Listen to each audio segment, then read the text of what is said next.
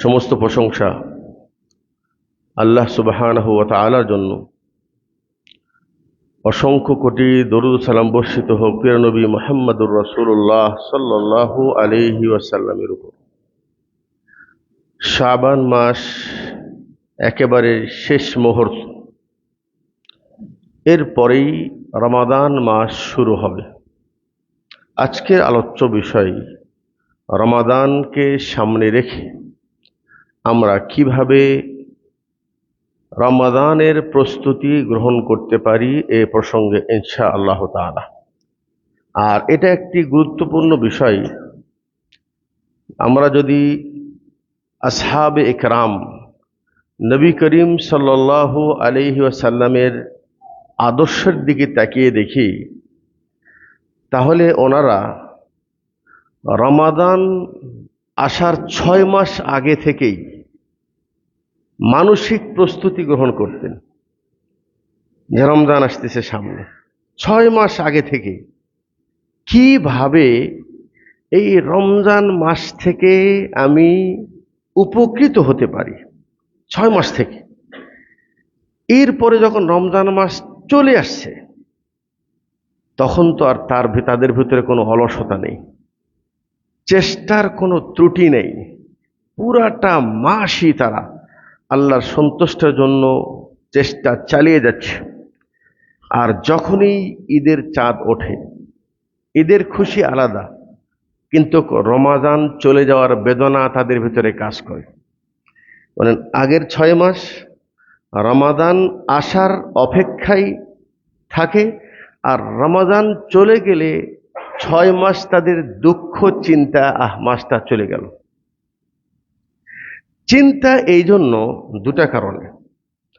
একটা হলেই যে এই মাসের গুরুত্ব এবং এই মাসের ফজিলত, এই মাসের বৈশিষ্ট্য সম্পর্কে তারা পরিপূর্ণ সচেতন যে আসলে এই মাসটা আল্লাহ পাক আমাদেরকে কেন দিয়েছেন, এই বিষয়ে তারা পরিপূর্ণ সচেতন। এই জন্য তারা মনে করেন এটা যেরকম সত্য, আর আরেকটা জিনিস তারা বিশ্বাস করেন যে এই রমজান তো পেলাম, রমজান চলে গেল, পরের বছর রমজান আমি যে আবার পাবো তার কোনো নিশ্চয়তা আছে? নেই, তার কোনো নিশ্চয়তা নেই। আর একটি গুরুত্বপূর্ণ হাদিস, যেটা আমি বলেই আমি আলোচনার মধ্যে ঢুকবো, আজকে আলোচনার বিষয়টি, যে আল্লাহ নবী সাল্লাল্লাহু আলাইহি ওয়াসাল্লাম থেকে ইবনে হাব্বানে বর্ণিত প্রসিদ্ধ সহিহ হাদিস, যে আল্লাহ নবী সাল্লাল্লাহু আলাইহি ওয়াসাল্লাম তিনি সাআদা আলাল মিম্বার, কোনো একদিন তিনি মেম্বারে উঠলেন, বললেন আমিন। একটা সিঁড়িতে উঠলেন, বললেন আমিন। আর একটা সিঁড়িতে উঠলেন, বললেন আমিন। আর একটা সিঁড়িতে উঠলেন, বললেন আমিন। কিলা, রাসূল সাল্লাল্লাহু আলাইহি ওয়াসাল্লাম জিজ্ঞাসা করা হয়েছে 3 বার আমিন বললেন, কারণ তিনি বলছেন এটা হলো আমাদের আজকের বৈঠকে এই বিষয়ে আমাদেরকে একটু চিন্তা করতে হবে, যেহেতু রমজান সামনে। বলছেন মান আদরাকা রমাদান ওয়ালাম ইউগফার লাহু দাখালান নার।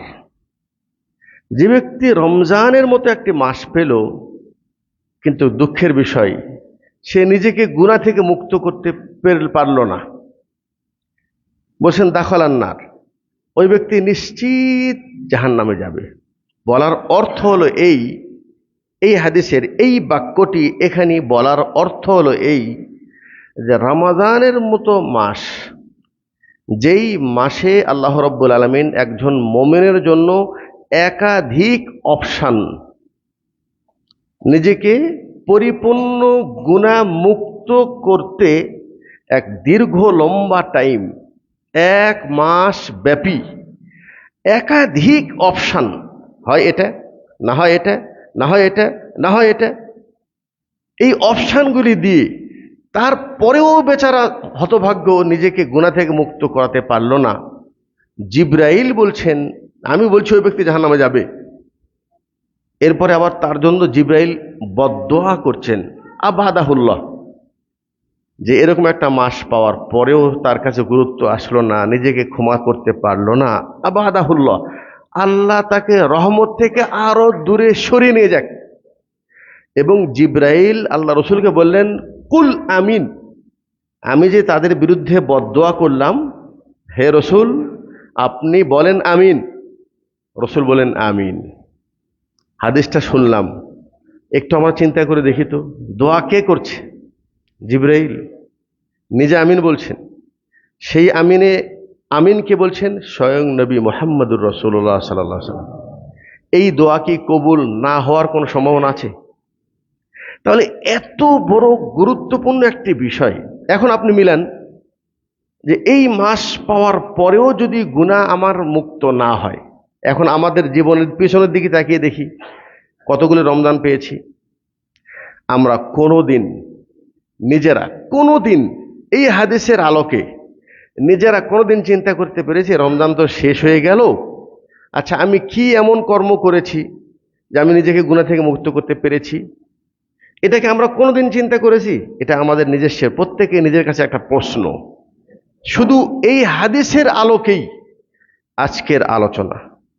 আর যদি আমরা সাহাবা একরামের দিকে তাকিয়ে দেখি, ওনারা কিন্তু প্রস্তুতি অন্যভাবে নিতেন রমজান আসার আগে। কিভাবে? বলছেন শাবান মাসকে শাবান মাস এই জন্য বলা হয় তালাবুল মা। ওনারা রমজান মাস পুরাটা মাসে যে পানির সংকট যেন না হয়, পানি নেওয়ার জন্য যেন পাহাড়ের চূড়াই দূরে কষ্ট করে যেতে না হয়, সময় নষ্ট না হয়, ওনারা শাবান মাসেই পানি সংগ্রহ করে রাখতেন রমজান মাসের সময়টা ইবাদতের মধ্যে ব্যস্ত রাখার জন্য।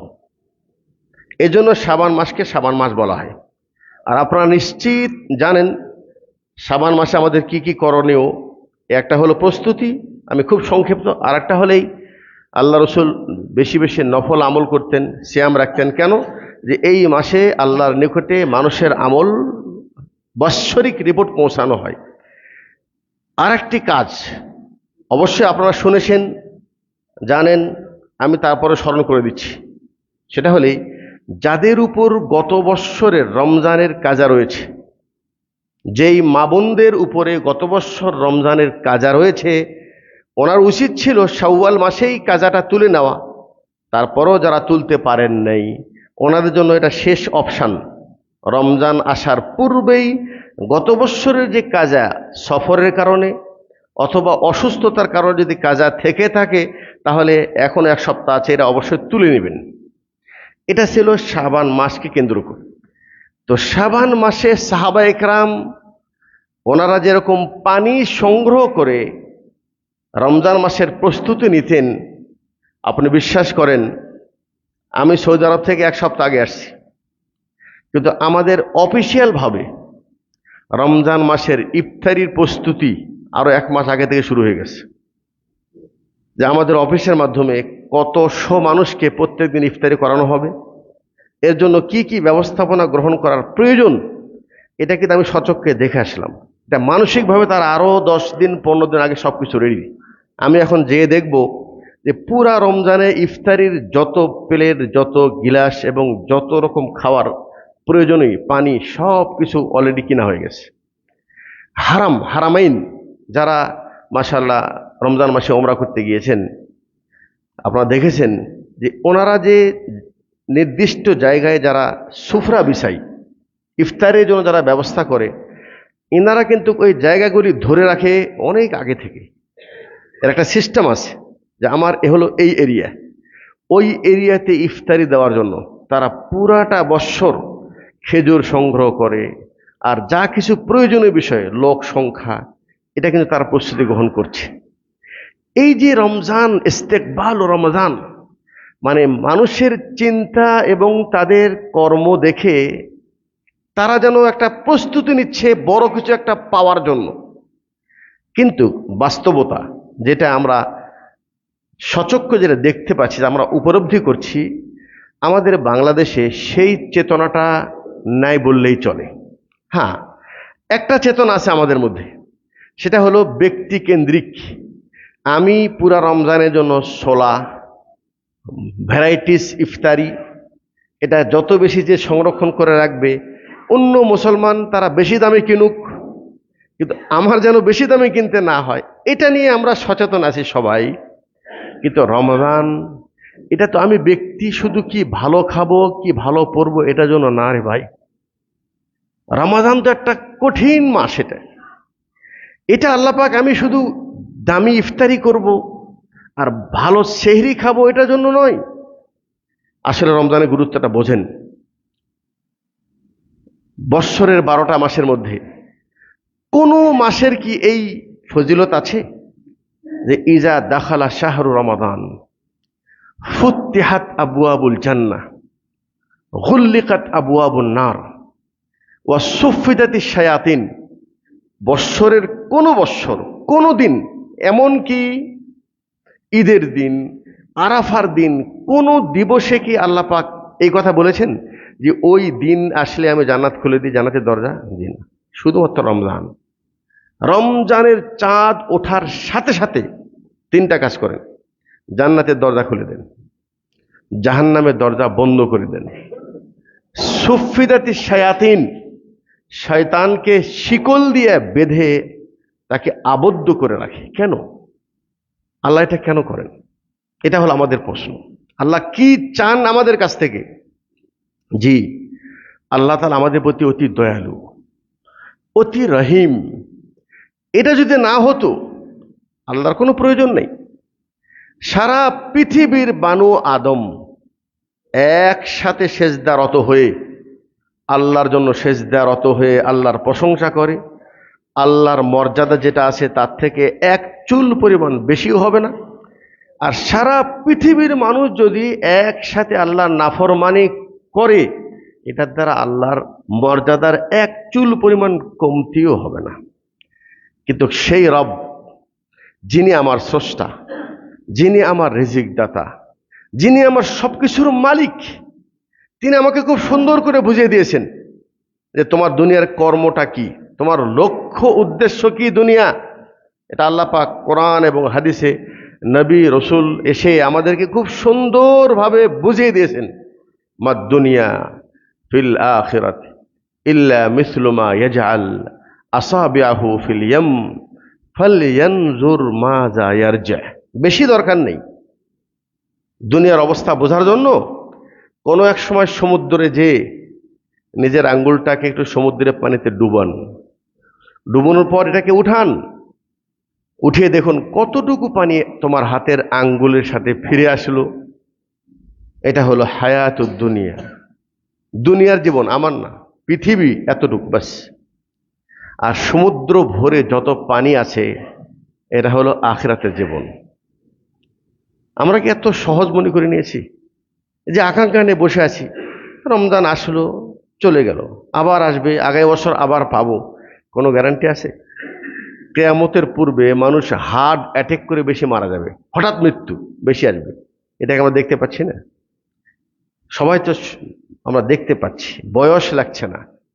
হ্যাঁ, রাস্তাঘাটে চলাফেরায় অ্যাক্সিডেন্ট, হ্যাঁ, দুর্ঘটনায় মানুষ, অকাল কোনো মৃত্যু নেই।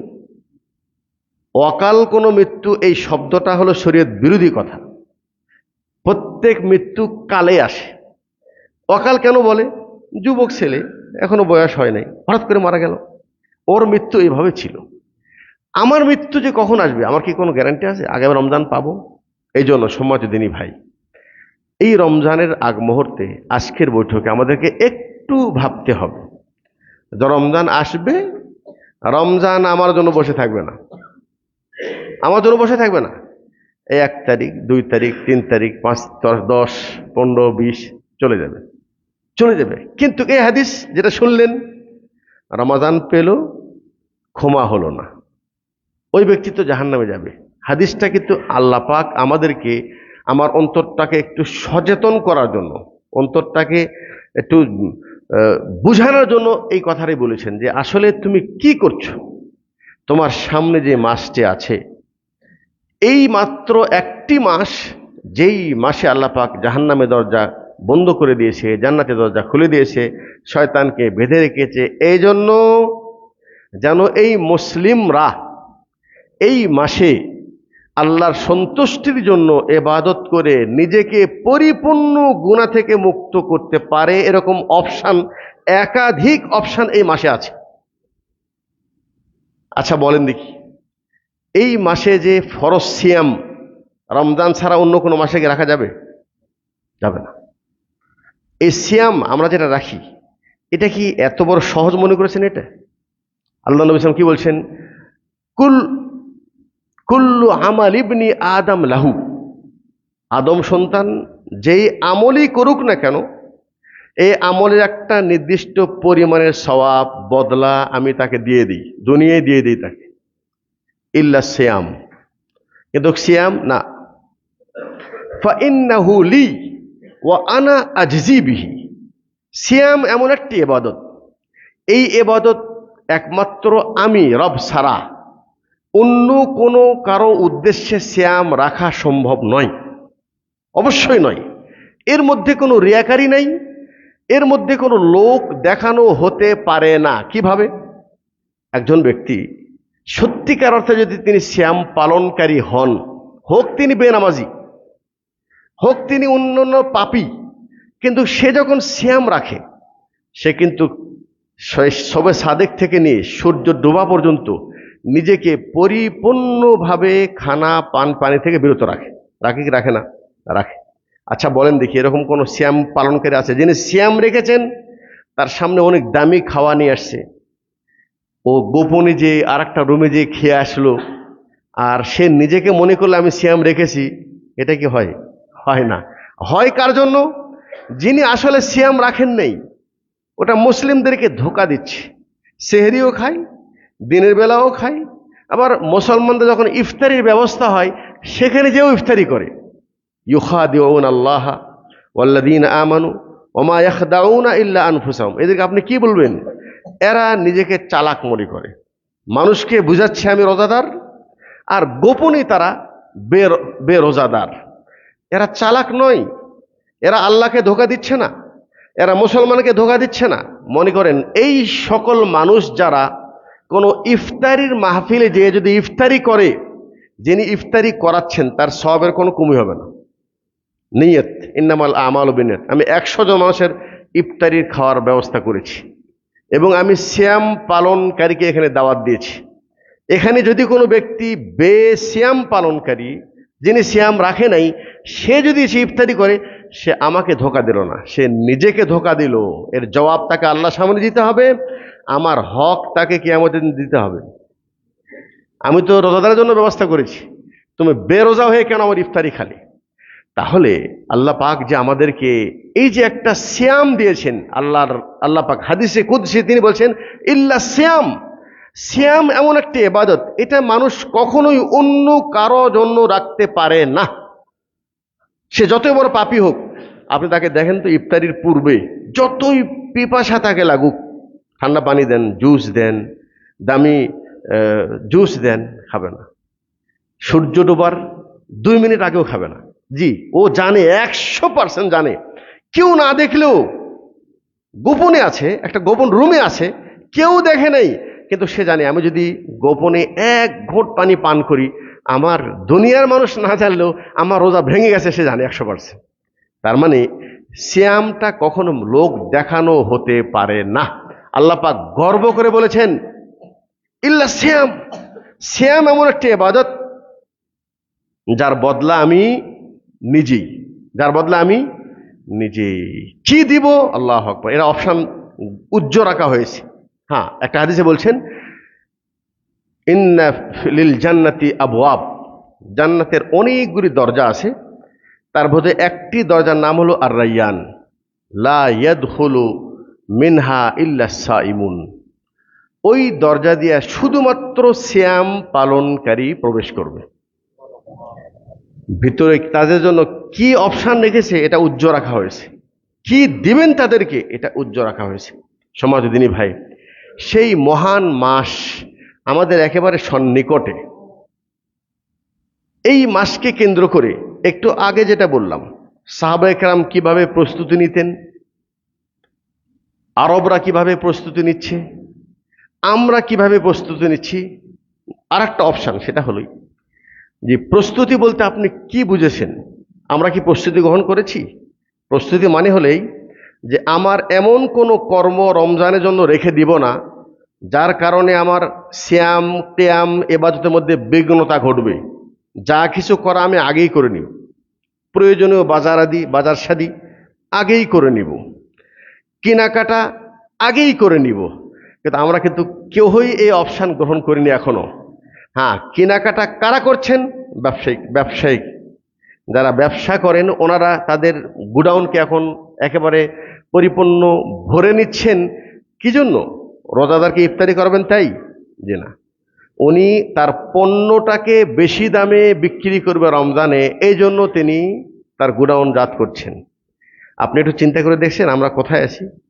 একটু আগে যে শুনলেন দুনিয়ার জীবনটা কতটুক, আমার তো পরকালে আর একটা জীবন আছে। ওটাকে আল্লাহ আমার চেহারা দেখে মাফ করে দিবেন? আমি জোর খাটাতে পারবো? সেখানে আমি কিছু করতে পারবো? কিছু না। ওয়ালাকি ইয়ানজুরু ইলা কুলুবিকুম ওয়া আমালিকুম। আল্লাহ তোমার অন্তর দেখবে, তোমার আমল দেখবে। কারো সুপারিশ চলবে না, কারো সুপারিশ চলবে না। হ্যাঁ, সুপারিশ তখন হবে ইল্লা মান আযিনা লাহুর রহমান ওয়া রাদিয়া লাহু কওলা। সুপারিশ তো তার জন্য যার কথায় কর্মে আল্লাহ সন্তুষ্টি, এবং তার পক্ষে সুপারিশ যিনি করবেন আল্লাহ তাকে অনুমতি দিলে তারপরে তিনি করতে পারবেন। আমরা তো এখনো মনে করছি আমাদের জীবনের শেষ মুহূর্ত এখনো আসে নাই।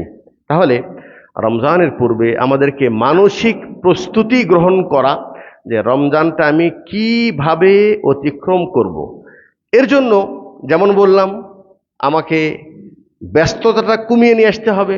আমার ডিউটি রমজান মাসকে কমিয়ে দিতে হবে। সৌদি আরবে অধিকাংশ কোম্পানি তারা ডিউটি দেয় রাত্রে, দিনের বেলা কাজের ডিউটি দেয় না, যেন জনসাধারণ যারা সাধারণ কাজকাম করে তাদের সিয়াম রাখতে যেন কষ্ট না হয়। বিশেষ করে যদি রৌদ্র উত্তাপ্ত হয় তখন তো ডিউটি দেওয়াই হয় না, ডিউটি দেওয়া হলো রাত্রে। অন্য মাসে যদি 8 ঘন্টা ডিউটি করে, রমজান মাসে প্রত্যেকে ডিউটি কমে আসে, 2 ঘন্টা 3 ঘন্টা কমিয়ে দেয় ডিউটি। এটা হলো রমজানের এহতেরাম, রমজানের সম্মান।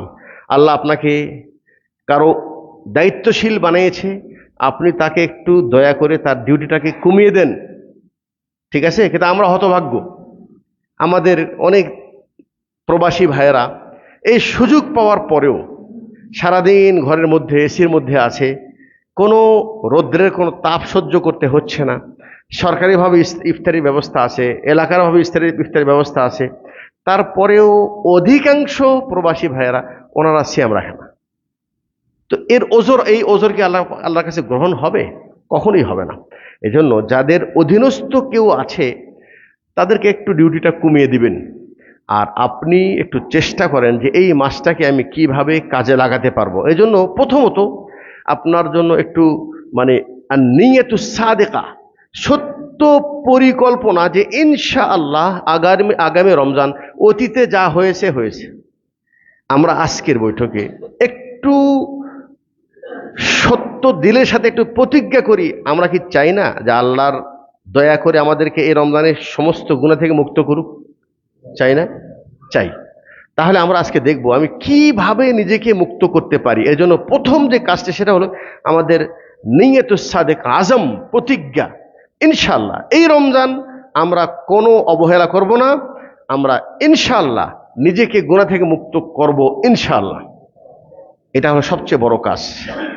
আর প্রস্তুতি যেটা বললাম, নিজের ব্যস্ততাটাকে আগেই কমিয়ে, বাজারঘাট আগেই করিলেন, বাচ্চাদের কাপড় চোপড় কিনা আগেই কিনে নেন। রমজানে মার্কেটে সাধারণ মানুষের ভিড়, সেখানে ভিড় কারা করে? যাদের মধ্যে দিন নেই, ওদের শুধু ঈদের আনন্দ, ভালো কাপড় পরার। আসলে তো ঈদে ভালো কাপড় পরার আনন্দ না, ঈদ তো মোমেনদের জন্য ঈদ। আর মোমেনদের খুশি ওই দিন এটা যে 1টি মাস আমি ইবাদত করেছি, আমি আজকে মুফতির, আজকে থেকে আমার সিয়াম শেষ। সে এই পুরা মাসের প্রতিদান আল্লাহর কাছে আশা করছে যে আমি আলহামদুলিল্লাহ আল্লাহর দেওয়া তৌফিকে পুরাটা মাস আমি ইবাদত করতে পেরেছি।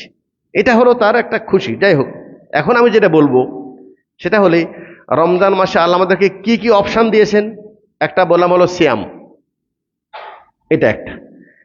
আর একটি হলেই রমজান মাসে আমরা যে ফরজ ইবাদতগুলি করছি, এখনো তো ফরজ করছি, কিন্তু আজকের বৈঠকে একটু দয়া করে প্রতিজ্ঞা করিলেন পুরা রমজান ইনশাআল্লাহ কোনো একটি সলাতও জামাত ছাড়া আমি পড়ব না। কাজা তো প্রশ্নই আসে না, ছেড়ে দেওয়া তো প্রশ্নই আসে না। আপনি যদি সিয়াম রেখে সালাত ছেড়ে দেন, আপনার সালাত কেন, আপনি তো মুসলিমই থাকবেন না। আপনার এই সিয়াম দ্বারা কোনো উপকারে আসবে না, একদম সোজা কথা। এজন্য আপনি নিজেকে আহলে হাদিস বলেন, আহলে কোরআন বলেন, আহলুল জান্নাহ বলেন, সেটা পরে। আমার কথা ভালো করে শুনলেন। ইচ্ছা করে মান তারাকা সালাতা মুতাআম্মিদান ফাকাদ কাফার, ইচ্ছা করে কেউ যদি এক ওয়াক্ত সালাত ওজর ছাড়া ছেড়ে দেয় তাহলে সে কুফরি করে। অতএব ইনশাআল্লাহ এই রমজানের গুরুত্বপূর্ণ মাস, পবিত্র মাসে আমরা আজকে নিয়ত করব পুরা রমজান মাসে আমার একটি সালাত ছেড়ে যাওয়া তো দূরের কথা, জামাত ছাড়বো না ইনশাআল্লাহ। কারণ সালাতুল জামাআতি আফদালু মিন সালাতিল ফাদ্দি বি27 দারাজা। একা সালাত পড়ার চাইতে জামাতের সাথে সালাত আদায় করা 27 গুণ সওয়াব বেশি। জি, ইউযাআফুল হাসানাতু বিআশরি আমসালিহা ইলা 700 যিফিন। আল্লাহ তাআলা প্রত্যেক নেকিকে 1 গুণ থেকে 10 গুণ, 10 গুণ থেকে 700 গুণ, এমনকি তার চেয়েও বেশি বাড়িয়ে দেবেন ইনশাআল্লাহ। অতএব কোনো নেকি আমি ছাড়ব না। মনে রাখবেন, আল্লাহর সন্তুষ্টি পাওয়ার জন্য আল্লাহর পক্ষ থেকে যেই ইবাদতগুলি ফরজ করে দেওয়া হয়েছে, এর চাইতে বড় কোনো মাধ্যম নেই। আপনি ফরজ নামাজ পড়েন নাই, শবে বরাত দিন পুরা রাত জায়গায় ইবাদত করলেন, কোনো লাভ নেই। এটা তো নফল রে বাবা। তুমি তো ওই দিন ফজর যদি না পড়ে থাকো, ওই একটার হিসাবে তোমার সারা বছরের শবে বরাত দিয়েও পূরণ হবে না, একদিনের ফজর পূরণ হবে না, তাই নয় কি? এই জন্য ফরজ যেটা, ফরজ সালাত, ফরজ সিয়াম, ফরজ যাকাত, ফরজ হজ, এই যেগুলি ফরজ, এটা মাস্ট। এটা না করে আল্লাহর সন্তুষ্টি পাওয়া অসম্ভব, এটা একটা। আর একটা হলেই আল্লাহ পাক আরো কিছু অপশন আমাদেরকে দিয়েছেন, খুব সহজ সরল অপশন, কাজ অল্প নেকি বেশি। মান সাল্লা সিনতাই আশারা রাখা, যে ব্যক্তি দিন এবং রাত্রে ফরজ নামাজ ছাড়া 12 রাকাত অতিরিক্ত সালাত পড়বে নফল, বানাল্লাহু লাহু বাইতান ফিল জান্নাহ, আল্লাহ পাক তার জন্য জান্নাতে ঘর তৈরি করবেন। সেই 12 রাকাত কি? ফজরের পূর্বে 2 রাকাত, জোহরের পূর্বে 4 রাকাত, মাগরিবের পূর্বে জোহরের পরে 2 রাকাত, মাগরিবের পরে 2 রাকাত, আর এশার পরে 2 রাকাত। এটা হলো বলা হয় সুনানুর রাওয়াতিব, মানে আল্লাহ রাসূল নিয়মিতভাবে এই সুন্নতগুলি আদায় করতেন। এখানে আরেকটি কথা বলে দেই, জোহরের পূর্বে যে 4 রাকাত, এটা বেশি উত্তম 2 রাকাত করে পড়া। লাগাতার 4 রাকাত পড়তে পারবে এই প্রসঙ্গে দলিল দুর্বল। বিশুদ্ধ দলিল সালাতুল লাইলি মাসনা মাসনা ওয়া সালাতুন নাহারি মাসনা মাসনা, দিনে হোক বা রাত্রে হোক প্রত্যেকটি নফলি 2 রাকাত করে পড়া উত্তম বেশি। আল্লাহ নবী সাল্লাল্লাহু আলাইহি সাল্লাম বলছেন, রাকাতানি খায়রুম মিনাদ দুনিয়া ওয়া মা ফিহা। 2 রাকাত এমন সালাত আছে যে ওই সালাতগুলি দুনিয়া এবং দুনিয়ায় যা কিছু রয়েছে তার চেয়ে উত্তম বেশি। সেটা কি? সালাতু ফাজরি, ফজরে 2 রাকাত সুন্নত। এটা কিন্তু ফরজ না, সুন্নত। আল্লাহ পাক নফল কিছু অতিরিক্ত কাজ দিয়েছেন, কেউ যদি এটা করে তাহলে তার জান্নাতে যাওয়া আরো সহজ। অতএব ফজরের সালাত ছাড়বেন না, এই সুন্নানের রাওয়াতিব ছাড়বেন না ইনশাল্লাহ। হ্যাঁ, হঠাৎ করে ফজরের সময়, ফজরের দিনে আসছেন, ফজরের সালাত দাঁড়িয়ে গেছে, এখন কি আপনি পিছনে নিয়ত বানবেন? হবে না। ইযা উকিমাতিস সালাত ফালা সালাতা ইল্লাল মাকতুবা, ইকামত হয়ে যাওয়ার পর কোনো নফল চলবে না, বাতিল, অটোমেটিক বাতিল। আপনি পরিপূর্ণ করে কি করবেন? হ্যাঁ, একমাত্র সালাত শেষ অংশে আছেন, তাশাহুদে আছেন, শেষ রাকাতে আছেন, তাড়াতাড়ি পড়লেন, জামাতে শরীক হন। 1 রাকাত বাকি আছে, 2 রাকাত বাকি আছে, ছেড়ে দেন, ছেড়ে দেন। ছেড়ে দেওয়ার জন্য সালাম ফেরার দরকার নেই। একামত হয়ে গেছে, সালাম ছেড়ে দিয়ে ফরজে শরিক হয়ে যান। অতএব ফজরের আগেই সুন্নত পড়বেন। আর কোনোদিন যদি ফজরের একামত দিয়ে দেয় মসজিদে আসলে, ফরজ সালাতের পর 2 রাকাত পড়লেন। আমাদের দেশে মাযহাবি বা দেশীয় ফতুয়া যে না, এই যে একটা অপশান আল্লাহ রসুল আমাদেরকে দিয়েছেন, আগে না পড়তে পারলে পরে পড়তে পারবে। আল্লাহ রসুল, সাহাবি পড়ছেন, আল্লাহ রসুল জিজ্ঞাসা করছেন, বলছেন এটা হলো ফজরের 2 রাকাত সুন্নত। আল্লাহ রসুল চুপ ছিলেন। এটা নাম হলো হাদিসের তাকরিরি। একটা সহি সঠিক আমল জানার পরেও এটা গ্রহণ না করে তারা বলে যেহেতু খায়রুম মিনাদ দুনিয়া ওয়া মা ফিহা, দুনিয়ায় যা কিছু আছে তার চেয়ে উত্তম বেশি, অতএব একামত দাঁড়ানোর পরেও তাড়াতাড়ি পড়ে নাও। আমি কি আমার ইচ্ছা মতো দিন মানলে হবে? জি না, আমাকে দিন মানতে হবে যেভাবে আল্লাহ রসুল আমাকে বলেছেন। যদি সম্ভব হয় সালাতুজ জোহা, একটা সালাতে 3টা নাম, এশরাক, চাশত 4টা নাম, দোহা, আউয়াবিন। এশরাক, চাশত, জোহা, আউয়াবিন 4টা নাম। সালাত কিন্তু একটাই। কখন তা শুরু হয়? সূর্য ওঠার 15-20 মিনিট পর থেকে শুরু হয়, একেবারে সূর্য উত্তপ্ত হওয়া পর্যন্ত, সূর্য ঢলার আগ পর্যন্ত। এই লম্বা টাইমে কমপক্ষে কেউ যদি 2 রাকাত পড়ে, আল্লাহ রাসূল বলছেন প্রত্যেক ব্যক্তির শরীরে 360টি করে জোড়া আছে। জোড়া, এই যে জোড়া। আর প্রত্যেক জোড়ার পক্ষ থেকে প্রত্যেক ব্যক্তি সাদকা করা ওয়াজিব। আর কেউ যদি এই সালাতুজ জোহার 2 রাকাত সালাত পড়ে, তার শরীরের 360টি জোড়া থেকে সাদকা, সমস্ত শরীরের পক্ষ থেকে সাদকা আদায় হয়ে যাবে। কমপক্ষে 2 রাকাত, সর্বোচ্চ 6 রাকাত। এটা আপনি ফজর পর ওই জায়গায় বসে, ফজর সালাতের পর কারোর সাথে কোনো কথা নেই, অজুটা ধরে রেখেছেন, ওই জায়গায় বসে আপনি সূর্য ওঠা পর্যন্ত বসে আছেন, জিকির আজকার করতেছেন। সূর্য ওঠার পর 15-20 মিনিট পর যদি আপনি সালাত পড়েন, তাহলে তা দিলু ওমরা, একটা ওমরা সওয়াব পাওয়া যাবে। দিন তো আল্লাহ পাক আমাদেরকে সহজ করে দিয়েছেন, আমরা আসলে জানি না। তাহলে রমজান মাসকে আমরা মূল্যায়ন করব ফরজ ইবাদতের মাধ্যমে, নফল ইবাদতের মাধ্যমে, তার সাথে সাথে কিয়ামুল লাইল, রাত্রির কিয়াম, এটাও আমরা প্যাঁচ লাগাই দিছি। এটা তাহাজ্জুদ, এটা কিয়াম, এটা তারাবি। কত রাকাত পড়বেন? খুশু নাই। আমি যে ইবাদতটা করছি, বিনিময় কি চাই? আল্লাহ সন্তুষ্টি। আল্লাহ সন্তুষ্টি পাওয়ার জন্য আমাকে অবশ্যই রসুলের তরিকায় হাঁটতে হবে। ওই দিকে আমার ধ্যান নেই। রসুলের আদর্শ কি? রসুলের আদর্শ, আল্লাহ রসুল রাকাতকে বৃদ্ধি করেন নেই। রমজান হোক, রমজান ছাড়া হোক, তিনি 11 রাকাত পড়েছেন, এটা বিশুদ্ধ হাদিস থেকে প্রমাণিত। অথচ শুধুমাত্র নিজেরা আজীবন করে আসছি, সেটাকে একটা মাযহাবী ফতোয়ার দোহাই দিয়ে এর বিপক্ষে সহিহ হাদিসকে প্রত্যাখ্যান করে, এমনকি অস্বীকার করে, ওটাই বলবৎ রেখে জনগণের মাঝে বিভ্রান্ত করা, এটা কোনো মুসলমানের কর্ম, এটা হতে পারে না। মুসলমানের কর্ম হলেই আল্লাহ রসুলের আদর্শের সামনে নিজেকে স্যালেন্ডার করে দেওয়া। এটার নাম হলো আল ইস্তিসলাম। গতকালকে একটা বিবাহের বৈঠকে ছিলাম, তো বিবাহের বৈঠকের পরে তো দোয়া করে সবাই সম্মিলিত। আমি বললাম আল্লাহ রসুল সাল্লাল্লাহু আলাইহি ওয়াসাল্লাম তিনি এভাবে দোয়া করেননি, তিনি একটি দোয়া পড়েছেন, ওই 2 জনের জন্য দোয়া করেছেন। আমি সেই দোয়াটা করছি, আপনারাও পড়েন, তার জন্য এই ভাষাই দোয়া করেন। তাহলে কি হবে? সুন্নত অনুযায়ী হলো।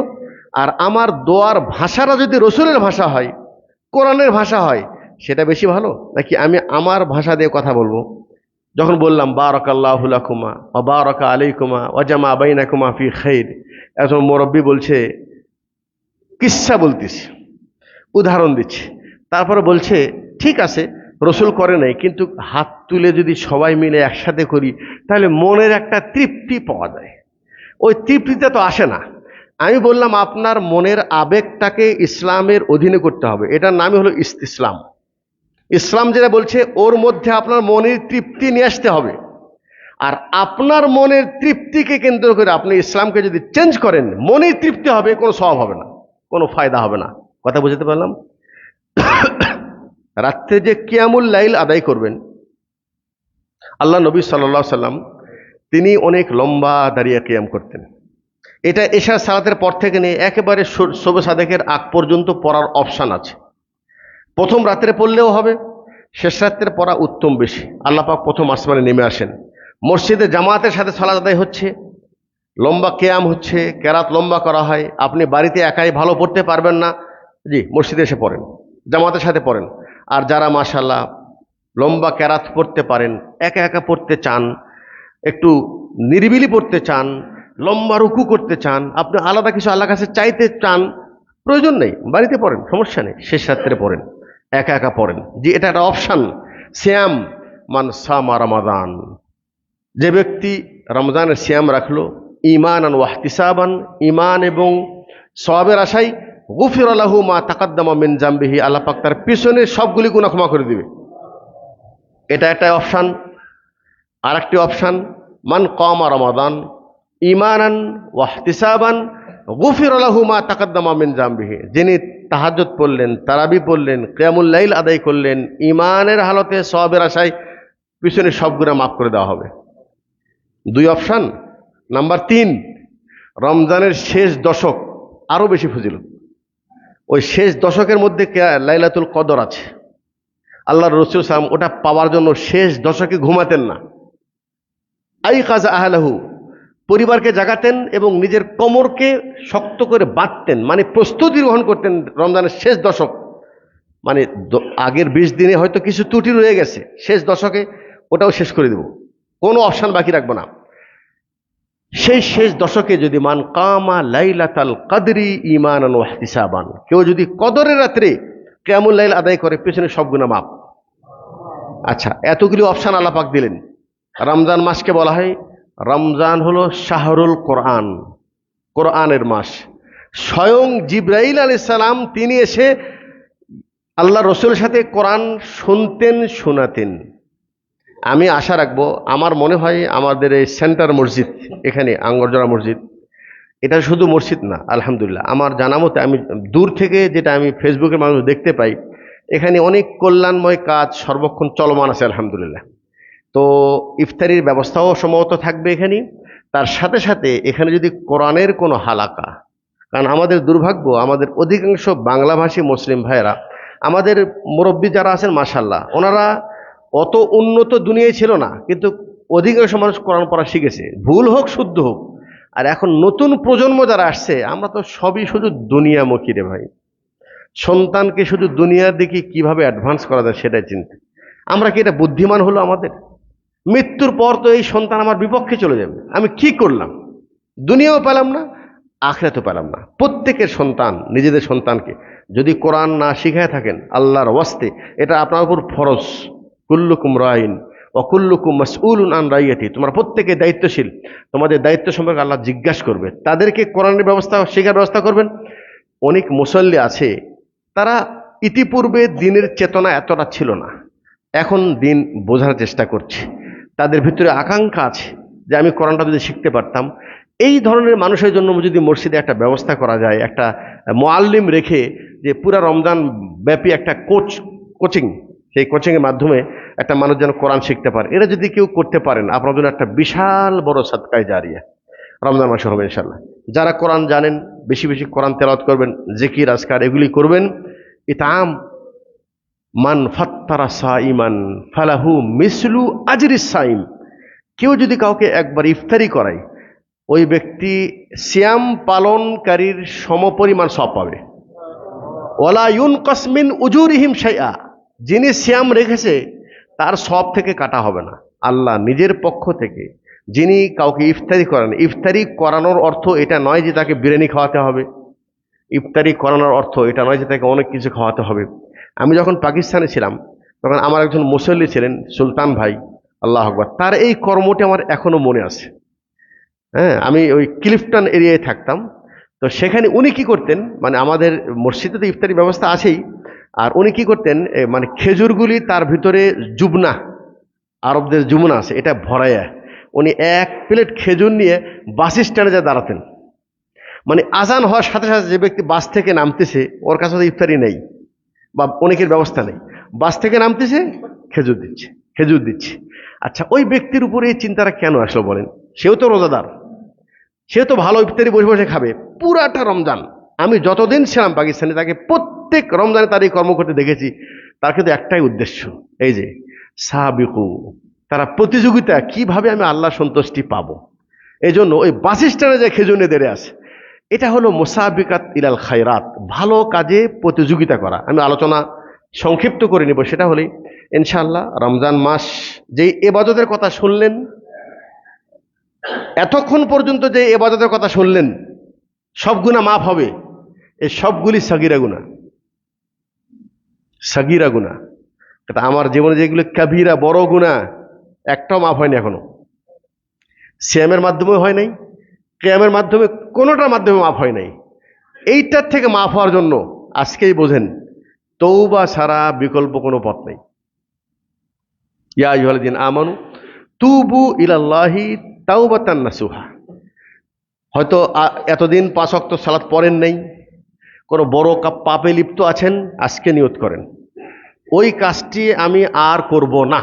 এটা হচ্ছে তৌবা নাসুহা, কবুল তৌবা হওয়ার জন্য 1 নম্বর শর্ত। ঠিক আছে? আচ্ছা, প্রত্যেকটা গুনার জন্য তৌবা করা জরুরি। ওলামা একরাম বলছেন আমার জীবনে যদি 100টি কাবিরা গুনাহ থাকে তাহলে 100টি তৌবা করতে হবে আমার। এটা হল নিয়ম প্রত্যেক গুনার জন্য। যে তৌবার নিয়মটা দেখেন, যেমন একজন ব্যক্তি কি নাম বেনামাজি ছিল, কাউকে হত্যা করেছে বা কারো প্রতি জুলুম করেছে, তাহলে ওই ব্যক্তি তো আগে ওই কাজটা ছেড়ে দিতে হবে, ওই কাজটা না করার প্রতিজ্ঞা করতে হবে এবং লজ্জিত হয়ে আল্লাহর কাছে দোয়া করতে হবে। তো আপনি কোন গুনার জন্য তওবা করছেন, সেই গুনার প্রতি আপনি যদি লজ্জিত হতে চান, সেটা তো স্মরণ করতে হবে নাকি, যে এই গুনাহ, এই গুনাহ, এই গুনাহ আমার জীবনে আছে। একটু চিন্তা করে দেখেন, সব গুনাহ আপনি মনে আছে পাইবেন, হ্যাঁ অনেক গুনাহ আমাদের মনে নেই। আল্লাহকে বলেন, আয় আল্লাহ, যেই গুনাহগুলি আমি করেছি কাবিরা গুনাহ, যেটা স্মরণ আছে বা যেটা স্মরণ নাই, আয় আল্লাহ আমি সকল কাবিরা গুনাহ থেকে আমি নিজেকে পরিপূর্ণ দূরে রাখার চেষ্টা করছি। আমি ইচ্ছা করে কোনো কাবিরা গুনাহ করব না ইনশাআল্লাহ। আর আমি লজ্জিত, আয় আল্লাহ আমি তোমার কাছে ক্ষমা প্রার্থনা করছি, আল্লাহ তুমি আমার সকল কাবিরা গুনাহ তুমি ক্ষমা করে দাও। এটা আমি কতটুকু আন্তরিক, আমি আমার এই বলার মধ্যে কতটুকু আন্তরিক, এটা দুনিয়ার কেউ না জানলেও আল্লাহ জানেন। এটাই অর্থ হলো ইয়া আইয়ুহাল্লাযীনা আমানু তুবু ইলাল্লাহি তাওবাতান নাসুহা। হে ঈমানদারগণ, তোমরা আল্লাহর কাছে তওবা করো, তাওবাতান নাসুহা, খালেস তওবা। মুখের তওবা সবাই পড়ি, খালেস অন্তর থেকে। আমি আলোচনা শেষ করে দেব, সেটা হলেই সাগীরা গুনাহ আল্লাহ পাক দয়া করে আমার এমনি মাফ করে দেন। আস-সালাওয়াতুল খামস ওয়াল জুমআতু ইলাল জুমআহ রমাদান ইলা রমাদান মুকাফফিরাতুন লিমা বাইনাহুন্না। আল্লাহ পাক কত অপশন রেখেছেন। কেউ যদি 5 ওয়াক্ত সালাত পড়ে, প্রত্যেক জুমায় নিয়মিত সালাত আদায় করে, রমজান মাসে সিয়াম রাখে, মাঝখানে সকল সাগীরা গুনাহ আল্লাহ মাফ করে দেবেন। অজু করতে গেলেও অজুর পানির সাথে সাথে সাগীরা গুনাহ পড়ে যায়, কিন্তু কাবীরা গুনাহ কিন্তু মাফ হয় না।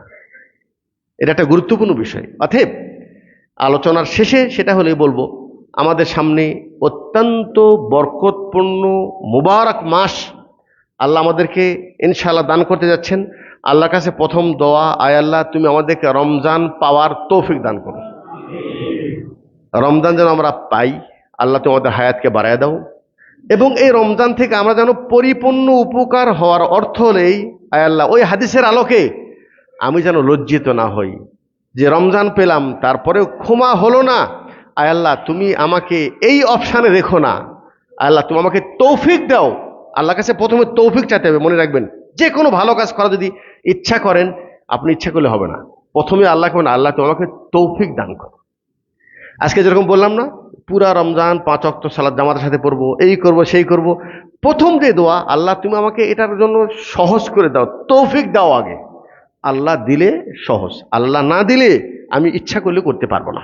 অতএব আল্লাহর কাছে দোয়া, আয় আল্লাহ তুমি আমাদের রমজানটাকে পাওয়ার তৌফিক দান করো, রমজান থেকে পরিপূর্ণ উপকৃত হওয়ার তৌফিক দান করো। রমজান চলে যাবে, আমরা যেন সবাই সাগীরা এবং কাবীরা গুনাহ থেকে পরিপূর্ণ মুক্ত হতে পারি। আয় আল্লাহ তুমি আমাদেরকে তৌফিক দান করো। আল্লাহ পাকের কাছে এই দোয়া করি আজকের সংক্ষিপ্ত আলোচনা এখানে শেষ করছি। আকুলু কওলি হাদা ওয়া আস্তাগফিরুল্লাহ লি ওয়া লাকুম ওয়া লিসাইরিল মুসলিমিন ফাস্তাগফিরুহু ইন্নাহু হুয়াল গফুরুর রহিম।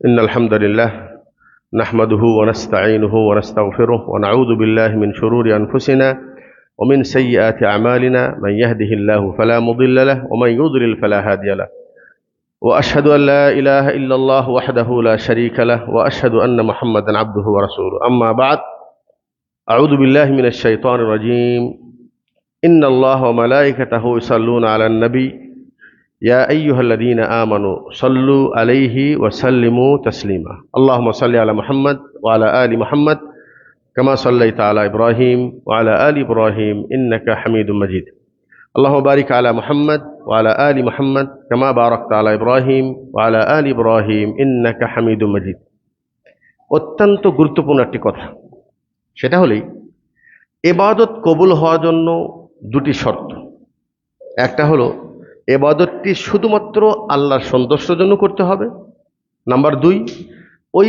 ইবাদতটি অবশ্যই নবী মুহাম্মদুর রাসূলুল্লাহ সাল্লাল্লাহু আলাইহি সাল্লামের বাতলানো তরিকা অনুযায়ী হতে হবে এজন্য প্রত্যেক মুসলমানের উপর ওয়াজিব ওই ইবাদত করার পূর্বে ওই ইবাদত সম্পর্কে পরিপূর্ণ জ্ঞান অর্জন করা আমরা পট করে ওমরা করতে চলে যাই আরে বাবা ওমরার ওয়াজিব কি ওমরার রুকুন কি ওমরার মোস্তাহাব কাজ কি ইহরাম অবস্থায় কি করতে পারবো না এ বিষয়ে কোনো জ্ঞান নেন নেই আপনি শুধু যে ইহরামের কাপড় পরে তওয়াফ সাই করে আসলেন এমন মারাত্মক ভুল করে চলে আসছেন যে আপনার উপর দম ওয়াজিব হয়ে আছে আপনি জানেনই না এজন্য যেমন ওমরা করতে যাওয়ার পূর্বে ওমরার প্রশিক্ষণ নেওয়া প্রয়োজন হজের বিষয়ে যাওয়ার পূর্বে হজের মাসলা মাসাইল জানার প্রয়োজন ঠিক তেমনি সিয়াম একটি গুরুত্বপূর্ণ ইবাদত রমজান মাসে আমরা যে ইবাদতগুলি করব এগুলি বিষয়ে আমাদের শিক্ষা অর্জন করা জরুরি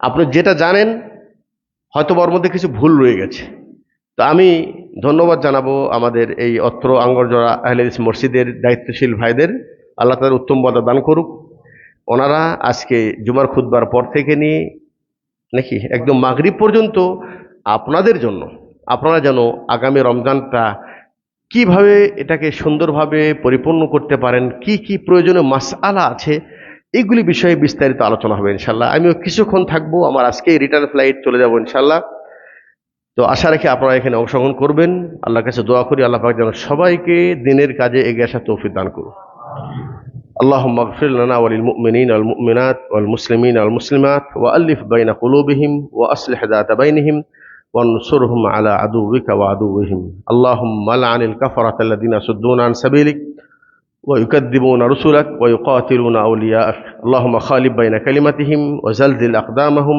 وشتت شملهم وفرق جمعهم ودمر ديارهم وأنزل بهم بأسك الذي لا ترده عن القوم المجرمين اللهم اغفر لنا وللمسلمين والمسلمات والمؤمنين والمؤمنات الأحياء منهم والأموات برحمتك يا أرحم الراحمين اللهم إنا نسألك الجنة وما قرب إليها من قول أو عمل ونعوذ بك من النار وما قرب إليها من قول أو عمل اللهم إنك عفو كريم تحب العفو فاعف عنا اللهم أعتق رقابنا من النار اللهم أعتق رقابنا ورقاب آبائنا وأمهاتنا وأزواجنا وذرياتنا من النار اللهم إنا نسألك العفو والعافية في الدنيا والآخرة اللهم إنا نسألك العفو والعافية في ديننا ودنيانا وأهلنا ومالنا